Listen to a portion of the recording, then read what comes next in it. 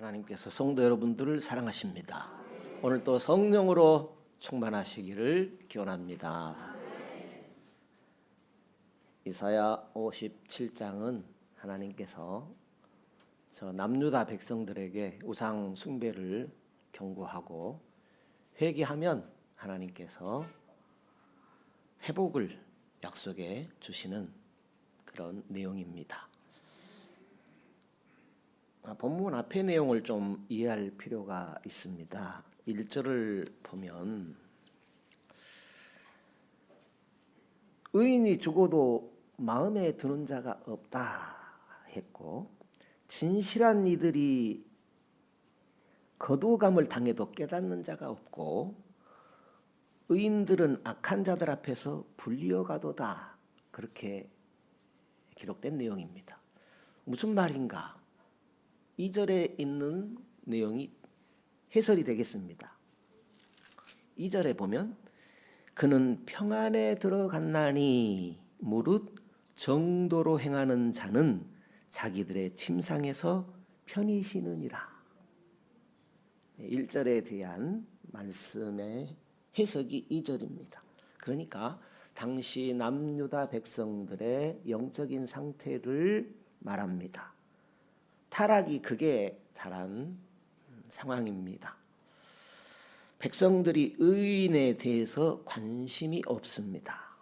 의인이 많아야 세상이 밝아지고 의인을 본받고 또 살만한 세상이 될 것인데, 의인에 대해서 또 의인의 삶에 대해서 사람들이 관심이 없습니다.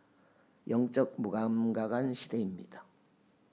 3절 이하의 10절을 보면 그 백성들이 얼마나 타락했는가를 소개하고 있습니다. 하나님께서 직접 하신 말씀이죠. 물론 이사야의 입을 통해서 기록이 되어졌지요.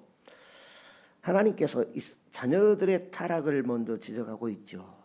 자녀들의 타락은 부모들이 수수방관했기 때문입니다. 자녀들의 타락을 먼저 기록한 것은 부모 역시 타락했기 때문에 자녀들의 타락을 기록한 것이고, 결국 남유다 백성들 총체적으로 타락했다라는 거죠. 그러니까 이스라엘 백성들 전체가 타락했기 때문에 먼저는 북이스라엘이 망하고 이제 남유다도 곤란을 당하고 있다라는 것입니다. 6절 이하에 보게 되면 노골적으로 하나님을 무시했습니다. 그렇게 우상에 빠졌다라는 것입니다. 돌을 가져다가 신으로 섬겼습니다. 길 가다가 매끈한 돌이 보이면 그것을 가져다가 집에다 놓고 신이라 하고 제사드리며 예물까지 드렸던 것입니다.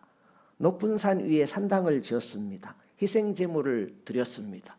높은 곳에서 제사야 즉각 응답된다는 그런 미신적인 행위였습니다. 집집마다 문설주에 우상을 숭배하는 표시를 했습니다. 그 우상을 즐겁게 하기 위해서 음행을 저질렀습니다. 몰렉에게 제사하고 주변 왕들을 의지했습니다. 그러니까 하나님보다 이웃나라 왕들을 더 의지했다라는 것입니다. 그 결과는 하나님께서 오랜 동안 침묵하셨습니다. 하나님께 부르짖어도 너희들이 모은 우상들에게 구원하게 하라 하고 침묵하셨습니다. 남유다가 우상 숭배하는 동안 하나님은 아무런 일도 행하시지 않으셨습니다. 기도를 들어주지 않았습니다. 예배를 받아주지 않으셨습니다. 아무리 하나님의 이름을 불러도 아무것도 하지 않으시고 침묵하셨습니다. 본문은 이렇게 오랫동안 침묵에 계셨던 그 하나님께서 갑자기 내가 너희를 고쳐주겠다, 너희를 인도하겠다, 너희에게 위로를 주겠다라는 약속의 말씀을 하십니다. 뜻밖의 하나님의 말씀이셨습니다. 먼저 이스라엘 백성들을 고쳐주겠다, 이런 말씀을 하셨습니다. 18절 19절에 보면 이스라엘 백성들의 상처를 싸매고 고쳐주겠다라는 말씀을 두 번이나 연거푸하고 있습니다. 그리고 남유다 백성들을 인도해 주겠다 그랬습니다. 하나님께서 삶을 인도해 주셔야 되잖아요. 백성들이 길을 잃고 방황하고 있다는 것을 아시고 하나님께서 함께 주셔서 길을 인도해 주겠다라는 약속을 하신 것입니다. 그리고 위로해 주겠다. 하나님의 위로가 있어야 평안함을 얻을 수 있지 않겠습니까? 슬픈 자들에게 위로를 주고 먼 데 있으나 가까이 있으나 하나님께서 평강으로 함께 주시겠다라는 말씀을 하신 것입니다. 그런데 하나님께서 왜 갑자기 그동안 침묵에 계신 하나님께서 이런 말씀을 하신 것일까요? 지금 우상에 빠져 사는데 하나님께서 이런 복된 말씀을 하시는 것이 도저히 이해가 되지 않습니다. 더 진노하시고 더 따갑게 책망하셔야 하는데 내가 고쳐주겠다. 내가 인도해 주겠다. 내가 위로해 주겠다. 이렇게 말씀하고 있습니다. 그렇다면 백성들의 우상 숭배를 규탄하신 하나님께서 마음이 변하신 것일까요? 하나님의 마음이 달라졌다면 또 그 이유는 어떤 것일까요? 무조건 고쳐주겠다. 무조건 인도하겠다. 무조건 위로해 주겠다는 말씀은 결코 아니다라는 것입니다. 조건이 있었습니다. 그것은 회개하라는 것이었습니다. 백성들의 고통과 시련을 침묵하던 하나님께서 백성들이 하나님께 다시 나아가면 하나님께서도 그 백성을 돌보아 주시겠다는 것입니다. 하나님은 어떻게 해서든지 유다 백성들을 다시 일으켜 세우고 싶으셨습니다. 죄와 타락으로 완전히 무너진 백성들을 안타까워 하셨습니다. 하나님은 조건을 걸고 치유와 회복을 약속하셨습니다. 당장 아니었습니다. 내가 하는 말을 잘 듣고 돌이키면 고쳐주시겠다는 말씀이셨습니다. 너희가 하나님께 돌아오면 하나님도 너희에게로 돌아가겠다 하는 말씀이셨습니다. 그 하나님의 조건부 약속이 15절입니다. 오늘 15절 같이 읽어볼까요? 이사야 57장 15절입니다. 같이 읽어볼까요? 지존 무상하며 영원히 거하며 거룩하다 이름하는 자가 이같이 말씀하시되 내가 높고 거룩한 곳에 거하며 또한 통회하고 마음이 겸손한 자와 함께 거하나니 이는 겸손한 자의 영을 소성케 하며 통회하는 자의 마음을 소성케 하려 함이라. 나는 통회하고 마음이 겸손한 자와 함께 하겠다. 통회하고 겸손한 자의 상처를 싸매 주겠다. 그러니까 하나님의 그 치유와 회복의 조건은 통회하는 것이고 겸손하게 살아가는 것입니다. 그렇다면 겸손이 무엇이고 또 통회하는 것은 무엇일까 하는 것입니다. 먼저 통회하는 것이 무엇일까 하는 것입니다. 여기 성경에 말하는 통회라는 것은 단순한 뉘우침이 아니라 깊은 후회를 말하는 것입니다.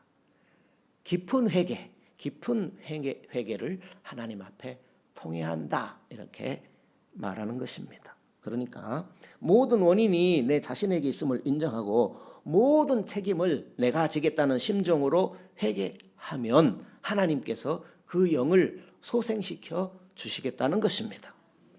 하나님의 진노를 마땅히 받아야 할 나 자신임을 인정하고 자신을 철저하게 깨뜨리는 그 모습을 통회하는 것이라고 합니다. 그동안 하나님을 멀리하고 살아온 것을 인정하고 무너진 그 삶의 책임이 나 자신에게 있다라는 것을 고백하고 진실한 마음으로 뉘우치고 자복하는 것이 자신을 깨뜨리는 모습, 하나님 앞에 통회하는 모습이라 할 것입니다. 그러니까 통회라고 할 때에 무너진 자신을 하나님께 내어 보이고 다시 일어서는 시간입니다. 하나님께 저는 힘이 없습니다. 저는 잘못했습니다. 하나님께 잘못한 것뿐입니다 라고 보일 때 하나님께서 나를 받아주시고 나를 고치시는 그 시간이 통회의 시간이다 라는 것입니다. 그러니까 통회라고 할 때 그것은 부끄러운 시간이 아니고 하나님의 손에 의해서 은혜를 누리는 시간입니다. 통회는 하나님이 내 영을 다시 소생시켜 주시는 과정입니다. 완전히 무너짐에서 다시 일어서는 그 과정이 통회의 시간입니다. 우리에게 통회하는 시간이 필요한 줄로 압니다. 우리가 통회함으로 다시 회복되어져야 할 것이 있는 줄로 압니다. 오늘 성경에는 그 통회할 것이 무엇인가라는 것을 지적하고 있는데 이스라엘 백성들의 상황이었지요. 그것은 탐심의 죄를 지적하셨습니다. 탐심에서 돌아서라고 한 것입니다. 17절입니다. 17절을 같이 읽어보죠. 그의 탐심의 죄악을 인하여 내가 노하여 그를 쳤으며 또 내 얼굴을 가리우고 노하였으나 그가 오히려 패역하여 자기 마음의 길로 행하도다. 이스라엘 백성들의 탐심으로 인해서 하나님이 화가 났습니다. 그래서 그들을 쳤어요. 그래서 하나님의 얼굴을 가리워 버렸습니다. 노했습니다. 그렇지만 오히려 패역해서 자기 마음대로 행했다라고 했습니다. 그러니까 탐심은 결국 내 마음대로 행해버리는 것, 그것이 탐심이고 탐심의 결과의 모습입니다. 그래서 골로새서 3장 5절을 보게 되면 탐심은 우상숭배다라고 정의를 해놓았습니다. 욕심이 과한 상태를 탐심이라고 하지요. 모든 죄의 시작은 탐심에서 비롯됩니다. 선악과 이야기도 탐심에서 나온 것입니다. 십계명의 마지막에 내 이웃의 집을 탐내지 말라라고 했는데 선악과를 탐내는 것과 같은 이야기입니다. 살인하는 것 탐심에서 시작됩니다. 간음하는 것 탐심에서 시작됩니다. 도둑질하는 것 탐심에서 시작됩니다. 거짓말하는 것 탐심에서 시작됩니다. 그러니까 탐심이라 할 때에 모든 죄의 뿌리가 되어지는 것입니다. 그 탐심을 우상 숭배라고 했습니다. 그래서 욕심, 탐심은 우리를 우상으로 끌고 가 버립니다. 그렇다면 왜 탐심이 우상 숭배일까 생각해 볼 수 있는데 우리 마음을 지으신 분이 하나님이십니다.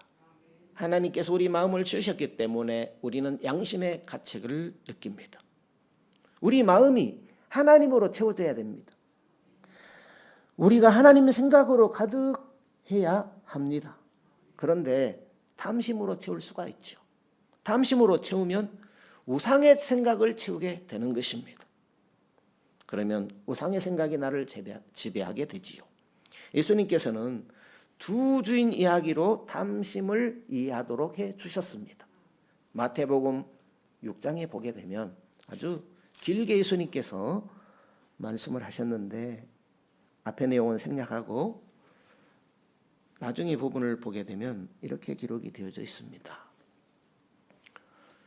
한 사람이 두 주인을 섬기지 못할 것이니 혹 이를 미워하며 저를 사랑하거나 혹 이를 중히 여기며 저를 경히 여김이라. 너희가 하나님과 재물을 겸하여 섬기지 못하느니라. 그러므로 내가 너희에게 이르노니 목숨을 위하여 무엇을 먹을까 무엇을 마실까 몸을 위하여 무엇을 입을까 염려하지 말라. 목숨이 음식보다 중하지 아니하며 몸이 의복보다 중하지 아니하냐. 공중의 새를 보라, 들의 백합화를 보라, 들풀을 보라. 그것들은 거두지도 심지도 않지만 하나님께서 기르시고 먹이시고 입히시나니 이렇게 말씀하고 있습니다. 그런데 너희는 하나님을 믿는다면서도 염려하느냐 믿음이 적은 자들아 하면서 너희는 믿음이 있다면 하나님이 한 분신이라면 먼저 그의 나라와 그의 의를 구하라 이렇게 말씀하시는 내용입니다. 우리가 먹고 입고 마실 걱정이 없다면 걱정할 것이 사실 없다고 생각합니다. 그렇지만 그런 걱정할 필요가 없음에도 불구하고 우리가 걱정하는 모습을 발견할 수 있지요. 앞당겨서 걱정하고 불안해서 걱정하고 몸이 아파서 걱정하고 염려를 주께 맡기지 못하는 것에 대해서 믿음이 적은 자들아 하셨습니다. 믿음이 없는 모습이다라는 그런 말씀이지요. 이것을 예수님은 두 주인을 섬기는 모습이다 그랬습니다. 우상숭배하지 않으려면 한 주인 하나님을 섬겨야 우상숭배가 아니잖아요. 두 주인을 섬긴다라는 것은 우상숭배한다라는 그런 말씀이 되겠습니다. 어거스틴이라는 분은 하나님 사랑이 두 번째로 밀려나는 것, 그것을 우상숭배라고 표현을 했어요. 사랑의 순서가 바뀌는 것, 그것을 우상숭배라고 잘 표현을 했습니다. 모세가 시내산에 올랐을 때에 산 아래에 있던 이스라엘 백성들이 아론을 꼬여가지고 금송아지를 만들어 놓고, 이 금송아지가 우리를 애굽에서 인도하신 여호와 하나님이다 라고 예배하고 찬송했어요. 그것은 하나님의 자리를 우상으로 바꿔버린 두 주인을 섬기는 모습이었습니다. 하나님으로 채워 한 주인 하나님이어야 할 것입니다. 탐심을 채우면 그 탐심이 내 삶을 지배하게 됩니다. 그러니까 두 주인을 섬기는 것이죠. 그래서 탐심을 우상숭배라고 한 것입니다. 탐심이 내 삶을 정하고 탐심이 내 삶을 끌고 가버립니다. 그렇게 탐심은 우상숭배가 되어지는 것입니다. 하나님이 우리를 주장하셔야 됩니다. 탐심이 우리를 주장하면 그것이 우상이다라는 것입니다. 그래서 모든 죄악의 시작은 탐심입니다. 모든 죄의 뿌리, 모든 죄의 근원은 탐심입니다. 우리가 욕심을 조금만 가질 수 있나요? 그죠? 욕심, 그것은 점점 커져서 언제 탐심이 될지 몰라요. 그리고 욕심과 탐심의 구분을 잘 하지 못하겠습니다. 우리의 주인은 한 분 예수 그리스도 뿐이십니다. 탐심은 우상이기에 우리의 마음을 지배해 버리려고 합니다. 탐심이, 욕심이 내 마음을 차지해 버리려고 합니다. 그 우상 탐심을 버리기 위해서 통의 자복함으로 다시 일어서라고 이스라엘 백성들을 권면하고 있습니다. 또 한 가지, 우리가 치유와 하나님의 치유와 회복을 원한다면 겸손한 삶을 살라라는 것이죠. 우리가 보통 생각하는 겸손과 성경이 말하는 겸손은 차이가 있습니다. 그래서 성경에 하나님 앞에 교만을 버리라 말씀합니다. 왜냐하면 하나님은 겸손한 자와 함께 하시기 때문입니다. 자기를 높이고 자기를 내세우려고 하는 것을 교만이라고 합니다. 다 인정받고 싶지요. 나를 못났다면 좋아할 사람이 어디 있습니까? 그러기에 이런 교만의 성경의 표현은 우리 모두에게 있다라고 볼 수가 있겠습니다. 나의 무능함을 인정하고 내가 서야 할 자리를 아는 것을 겸손이라고 합니다. 사도 바울은 자기가 서야 할 자리를 안 것 같습니다. 그래서 하나님 앞에 나는 날마다 죽노라, 나는 날마다 하나님 앞에 나 자신을 부인한다라고 고백을 했습니다. 전에 바울은 자기가 세상에서 최고인 줄로 알았습니다. 그렇지만 다메섹 도상에서 예수 그리스도를 만난 후에는 자신의 위치를 깨닫게 되었습니다. 나는 하나님 앞에 안 될 존재, 하나님만이 나를 살리실 수 있습니다 하고 날마다 나는 죽노라 하며 자신을 부인하는 신앙으로 살아갔습니다. 겸손이란 하나님 없이는 나는 무너지고 만다라는 것을 알고 하나님을 붙들고 사는 것, 그것이 성경이 말하는 겸손입니다. 교만은 무엇입니까? 하나님을 무시하는 것. 그러니까 오늘 성도 여러분, 우리는 하나님을 예배하니 얼마나 큰 은혜인지 모릅니다. 겸손은 나를 내려놓고 그 자리에 하나님을 모셔드리는 것, 그것이 겸손입니다. 윤리 도덕이 아닙니다. 겸손이란 의지할 분을 바꾸는 거죠. 내가 욕심내는 그 자리에 하나님을 채우는 것입니다. 하나님만을 의지하는 것이 성경이 말하는 겸손입니다. 나에게서 하나님으로 바꾸는 것, 그것이 겸손입니다. 나에게라는 것은 내가 갖고 싶고 취하고 싶은 모든 것이 나지요. 그것에서 하나님으로 바꾸는 것이 겸손입니다. 돈에서 하나님으로 바꾸는 것, 사람에게서 하나님으로 바꾸는 것, 권력에게서 하나님으로 바꾸는 것, 그것이 겸손입니다. 우상과 탐심에서 하나님으로 바꾸는 것, 그것이 겸손입니다. 그 겸손함에 하나님의 치유하심과 우리를 회복하심이 있습니다. 그리고 위기의 순간에 하나님을 의지하는 것, 그것이 겸손입니다. 나에게서 하나님으로 바꾸는 것, 그것이 겸손입니다. 하나님에게서 나로 바꾸고 하나님에게서 돈으로 바꾸고 하나님에게서 권력으로 바꾸면 그것이 교만이 되는 것입니다. 오늘 우리가 말씀을 통하여 자신에게 질문을 해보아야 됩니다. 나는 하나님께서 허락하여 주시는 치유와 회복을 누리며 살아가고 있는가? 하나님은 내 앞길을 인도해 주시는 분이신가?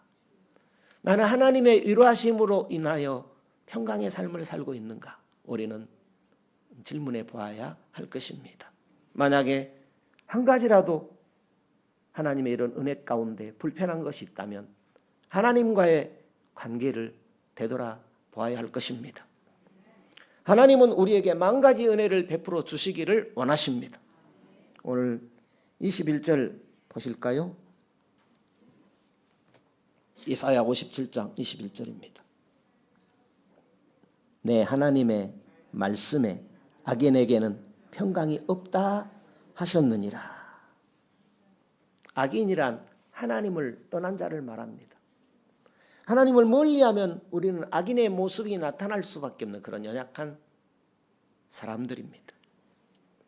기억할 것은 하나님은 살리시는 분이십니다. 하나님의 살리시는 은혜는 계속 되어집니다. 우리가 불안과 고민과 답답한 데서 하나님의 도움이 필요한 사람들입니다. 하나님은 우리를 질병에서 고치시기를 원하십니다. 하나님은 우리 삶을 회복시켜 주시기를 원하십니다. 하나님은 늘 우리에게 은혜 베풀어 주시기를 원하십니다. 우리 안에 거치는 것이 무엇일까요? 죄일까요? 물론 우리가 죄 가운데 있으면 힘이 빠지게 될 것입니다. 그렇지만 오늘 성경을 보니까 이런 말씀을 하고 있습니다. 14절에 다시 보면 오늘 결론적인 말씀을 하나님께서 먼저 하셨는데 장차 말하기를 도두어 길을 수축하여 내 백성의 길에서 거치는 것을 제하여 버리라 하리라 그랬습니다. 내 백성들의 길에서 거침이 되는 것을 하나님께서 제하여 버리겠다라는 말씀입니다. 어떻게 하면요, 우리가 말씀을 듣고 하나님 말씀을 잘 듣고 버리라 하는 것을 버리면 하나님께서 내 삶 가운데 치유와 회복을 일으켜 주시겠다라는 것입니다. 우리는 내 삶 속에서 하나님의 살리시는 은혜가 계속 되어질 수 있도록 겸손하게 살아갑시다. 성경이 말하는 겸손을 붙드십시다. 모든 죄는 교만에서 시작됩니다. 교만은 나를 우선적으로 생각하고 나를 내세우는 이기주의를 교만이라고 하지요. 그 교만은 하나님 앞에 가장 거치는 것이 될 것입니다. 내 삶을 무너뜨리는 것, 그것이 바로 내 자신이라는 교만. 교만이라고 할 때 다른 것이 아니라 내 자신을 내세우면 그것이 교만이 되는 것입니다. 내 자신이 바로 겸손의 걸림돌이 될 수 있다는 것이죠. 그러므로 먼저 하나님 앞에 겸손하게 엎드리는 것이 필요합니다. 그러면 하나님은 살리십니다. 하나님, 저는 안 됩니다. 내 힘으로는 안 됩니다. 나는 방법이 없습니다. 살려주십시오. 구해야 됩니다. 그러면 살아나는 은혜가 있는 줄로 믿습니다. 그리고 하나님 앞에서 우리의 죄성을 해결해야 됩니다.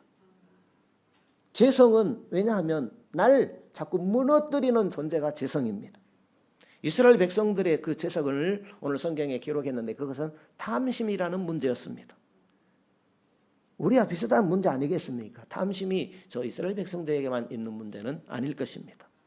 만약에 탐심, 욕심의 문제가 내 앞을 가리지 않는다면 또 다른 문제가 있을 것입니다.